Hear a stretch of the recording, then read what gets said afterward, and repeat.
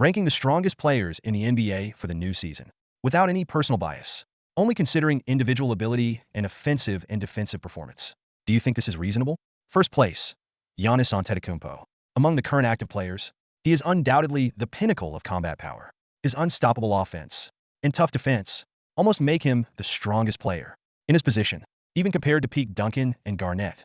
His individual performance is definitely not inferior. And now, at just 29 years old, his competitive level has just entered the golden stage of his career. In the new season, his individual performance is bound to explode in all aspects. So, placing him as the number one active player probably won't face any opposition.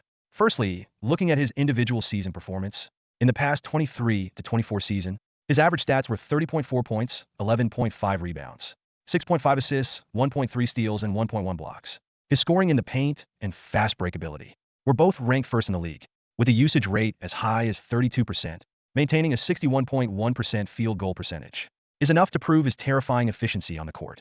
Besides his offensive contributions, he also shoulders a significant defensive responsibility for the team. In the system centered around him, the Bucks' overall offensive and defensive attributes are very balanced. From the perspective of team leadership, in the past few years, the Bucks, led by Giannis Antetokounmpo, have always been championship contenders in the league. In last season's competition, he also helped the team reach the playoffs, with the third-best record in the Eastern Conference, although they were eventually eliminated in the first round of the playoffs by the Pacers. This was only because Giannis Antetokounmpo missed the games due to injury. Otherwise, they would certainly have had enough strength to meet the Celtics in the Eastern Conference Finals. So, no matter how you look at it, Giannis' status as the number one active player is indisputable. Even looking back at the league's 70-plus year history, players who could, like him, support the team's overall offensive and defensive system by themselves are only a few superstars like Jordan, LeBron James, and Duncan.